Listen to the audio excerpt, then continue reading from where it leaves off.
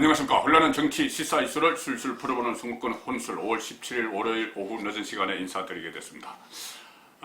윤석열의 시간이 다가온다. 그런 느낌이 듭니다. 그동안 윤석열 전 검찰총장이 사실상 대권에 나설 뜻은 분명히 있는 것 같은데 잠행을 했죠. 잠행을 하면서 대권 수업을 하고 또 사람들을 간혹 만나는 것이 언론에 보도가 되고 이 정도였는데, 그럼에도 지지율 1위는 꾸준히 유지를 했죠.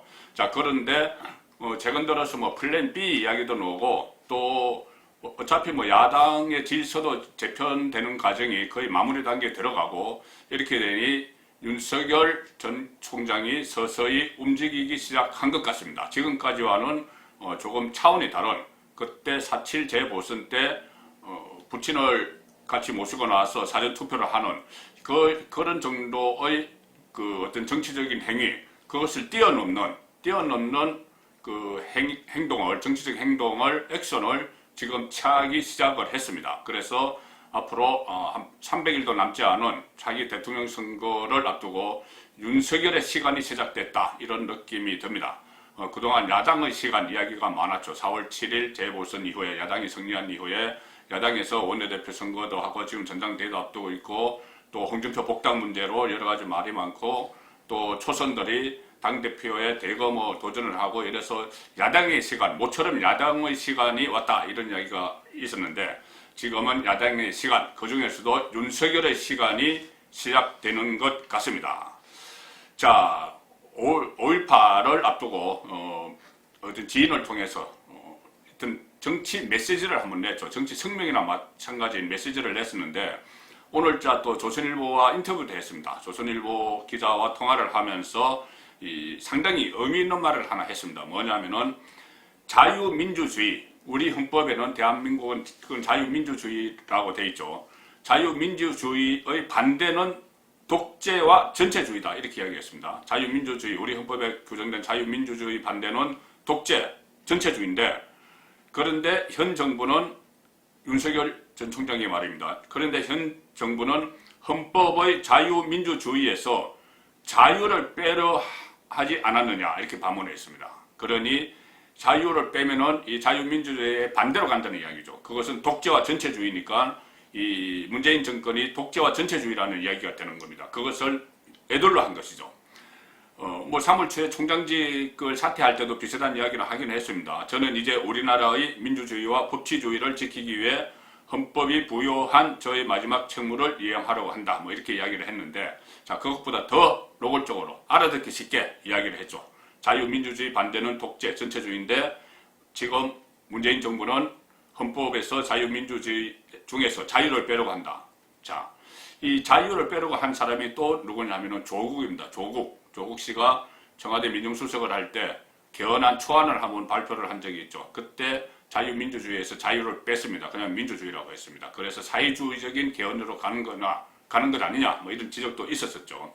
자, 그것을 어색했는지 어쨌든 조국을 수사를 했던 윤석열이 이 부분을 짚었습니다. 그래서 조국이 조국이 헌법 초안에서 밝힌 이 문제를 짚으면서 현 정부가 독재다, 이런 비판을 한 것이죠. 그러면서 이렇게까지 이야기를 하고, 또 오늘 조선일보 인터뷰에서 북한의 인권 이야기하고 미얀마 사태까지 이야기하고, 이것은 대권 주자의 화법이죠. 국가 통치를 담당할 대권 주자의 화법입니다. 북한 문제, 미얀마 사태까지 언급을 하고, 또 자유민주주의, 독재와 전체주의, 이런 이야기를 하는 것은, 그래서 본격적으로 또 이번 메시지 발표뿐이 아니고 조만간 또 강조를 찾아갈 것이다, 그런 이야기도 있습니다. 5.18 이후에.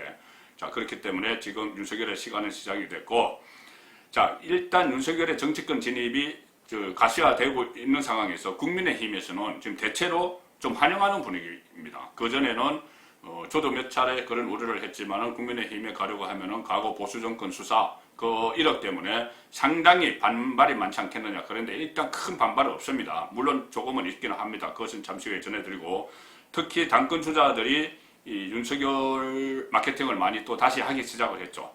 특히 주호영, 가장 유력한 그 당권 주자입니다. 주호영 전 원내대표가 상당히 적극적으로 윤석열에 대해서 이야기를 합니다. 이렇게 이야기를 했죠. 윤석열 전 총장 입당 의사를 주호영 본인에게 직접 말한 것은 아니지만은 몇몇 경로를 통해서 윤석열이 국민의힘에 입당할 거라는 말을 들었다. 이렇게까지 이야기를 하고 상당히 자신 있게 이야기합니다. 그 진행자가 라디오 출연해서 이야기했는데 진행자가 그 확실하냐? 그 윤석열이 국민의힘 입당이 확실하냐? 뭐 삼재대 설도 있는데 그렇게 이야기하니 주호영 원내대표는 그렇다 이렇게 이야기합니다. 그렇다. 확실하다. 제가 그 이야기를 했는데 그것이 사실과 다르다면 입당 이야기를 했는데 반박 의견이 나오지 않았겠느냐 그쪽 그 주변에서 윤석열 주변에서 그런데 그런 것이 없었다. 자 그러니 확실한 것 아니냐 이렇게 아주 자신 있게 이야기합니다. 물론 최종 합류 여부는 본인의 정치적 결단에 달린 것 이렇게 붙이기는 했지만은 주호영 그 원내대표의 평소 이렇게 스타일 이 캐릭터로 보면은 전혀 터무니없는 말은 하지 않습니다. 그렇기 때문에 판사 출신이고 판사 출신들의 좀 그런 측면이 있죠. 어쨌든 이 상당히 간접 경로를 통해서 여러 군데 들은 것 같은데 오늘은 좀 더 이 논점을 더 끌어올립니다. 끌어올려서 뭐라고 하냐면은 이 국민의힘 입당은 기정사실인데 그 시기에 대해서 7월 대선 경선 열차가 출발하기 전에는 같이 합류하는 것이 필요하다 이렇게 이야기를 합니다. 전당대회 끝나고 저는 그 전에 전당대회 전이라도 들어가야 된다는 말씀을 드린 적이 있지만 어쨌든 전당대회 출마한 입장에서는 전당대회 끝나고 나서 바로 새 지도부가 경선관리를 지나가고 뭐 경선관리위원회 같은 것도 만들어지니 7월에는 같이 가서 함께 가야 된다. 4개월 동안 11월에 열리는 그 대선 후보 경선을 대비해서 빨리 들어와야 된다. 그 이야기를 하는 거예요. 그 이야기를 지금 하고 있는 것이죠. 자, 이런 분위기가 상당히 많은 건 사실인데 당초 예상만큼 제가 반발은 크지 않다고 했지만은 이 보수 정권 수사에 대해서 이 합리의 장애물이 될 거라는 이야기도 계속 있었는데 이 문제를 꾸준하게 제기하는 인물이 있습니다. 김용판 의원이죠. 김용판 의원. 윤석열 저격수를 지금 스스로 자임을 하는 것 같습니다. 윤석열 저격수. 국민의힘 안에서. 그 2013년에 국정원 댓글 사건이 있었을 때 그 수사할 때 김용판 의원은 서울경찰청장이었죠. 그래서 수서경찰서 권은희 지금 국회의원 국민의당 국회의원 권은희 수사과장이 이 수사하는 것을 서울경찰청장 김용판이 외압을 행사했다. 그래서 이 수사팀장이었던 윤석열 검사 윤석열에 의해서 기소가 됐죠. 기소가 됐는데 대법원에서 무죄 판결을 받았습니다.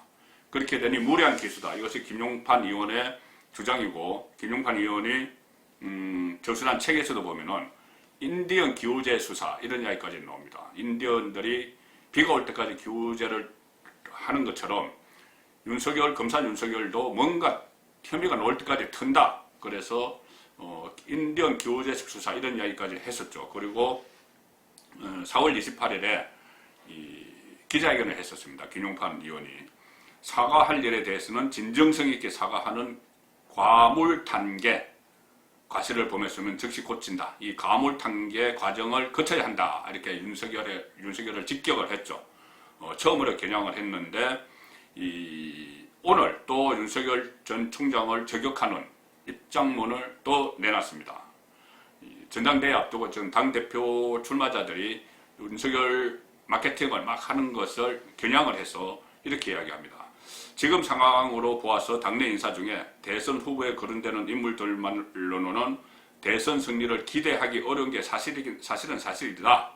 그런데 이 국민적 신망을 받고 있는 외부 인사를 영입해서 함께 겨루는 신명나는 경쟁의 판을 깔아야 하는 이유가 바로 여기에 있다.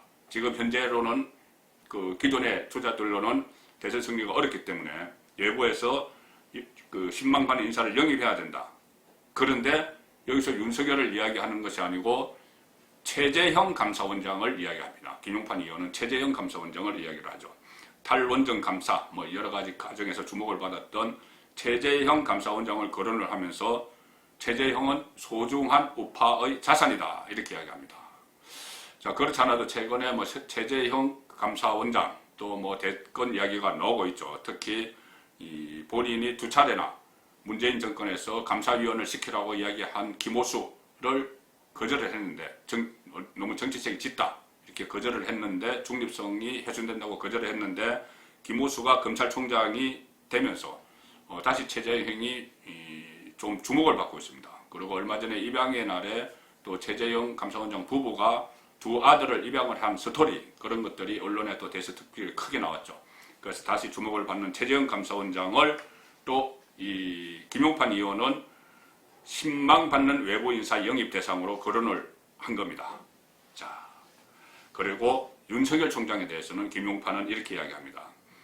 문재인 정권 적폐 수사의 현장 지휘관 이 꼬리표를 떼기 위해서라도 가물탄계의 전환 과정이 필요하다고 내가 지적을 한 바 있다. 이렇게 이야기하면서 윤석열 총장에게 대해서 재차 적폐 수사에 대한 사과 과정을 거치라 이렇게 강조를 하고 있습니다.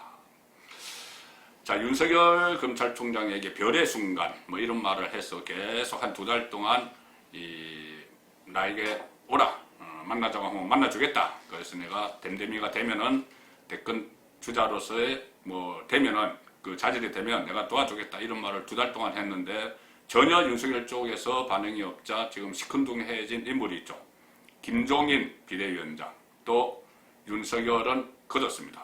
윤석열은 걷고 이번에는 김동연 경제부총리에게 러브콜을 보내기 시작을 했습니다. 중국이 해야 할 차기 대선 주자로 김동연을 꼽았습니다. 전 경제부총리 겸 기획재정부 장관 문재인 정권에서 지냈죠. 오늘 보도된 이데일리 인터뷰 제가 뭐 어떤 인터뷰든 다 나갑니다. 그런데 오늘 이 인터뷰에서는 뭐라고 했냐면은 김동연 전 부총리가 대권을 위해서 움직이는 것으로 아는데 어떤 아젠다를 들고 나오는지 두고 봐야 할 것 같아. 이렇게 이야기하면서 김동연 전 부총리 나름대로 준비를 많이 한 듯하다. 경제 상황이 어떻게 전개되느냐에 따라서 경제 대통령 얘기와 함께 대선 주자로 나올 수 있다. 경제 강요 출신이라서 경제 대통령 이런 얘기와 함께 대선 주자로 나올 수 있다. 완전히 윤석열에서 김동연으로 말을 갈아탄 거죠. 뭐 윤석열 말이 움직이질 않으니 이제 김동연 말에 한번 갈아타보는 겁니다. 그리고 또 극찬을 합니다. 김동연에 대해서. 흑수저에서 시작해 드라마틱한 스토리가 있는 인물이다. 대한민국이 어떻게 가야 할지에 대해 설계도 한 것으로 보인다. 이 정도면 극찬이죠. 자, 다시 또 김동연에게 러브콜을 했는데 김동연이 어떤 반응을 보일지 또 일단 그것은 별개의 문제고 어쨌든 윤석열 입장에서는 이 정치권 진입이 늦으면 늦을수록 이런 논란들이 계속 또 일어나게 됩니다. 물론 주호영 전 원내대표처럼 빨리 들어오라 하는 쪽도 있지만은 분명히 사과하고 들어와야 된다. 그럼 책임론, 또 심지어 탄핵 책임론, 뭐 수사 책임론 이런 것을 막 제기를 하는 사람들도 또 더 늘어날 수가 있죠. 밖에 있으면 있을수록. 그리고 또 일종의 플랜 B가 계속 뭐 김동연, 최재형, 뭐 최근에는 김세연 막 이런 이야기까지 막 나오는데 플랜 B 이야기가 나올 수가 있습니다. 그런데 만일 윤석열이 조기에 정치 선언을 하고 국민의힘에 합류를 하면은 조속히 합류를 하면은 플랜 B는 일단 폐기가 되겠죠.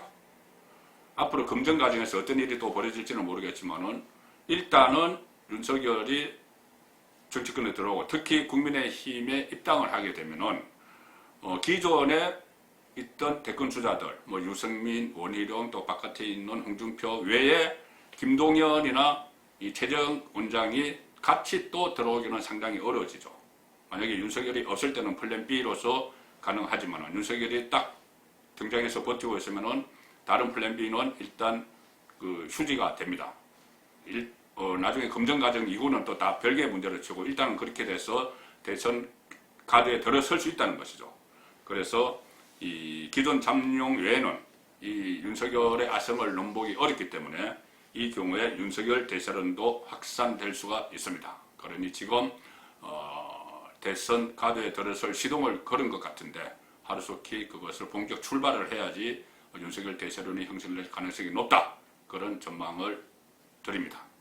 송국근의 혼술이었습니다.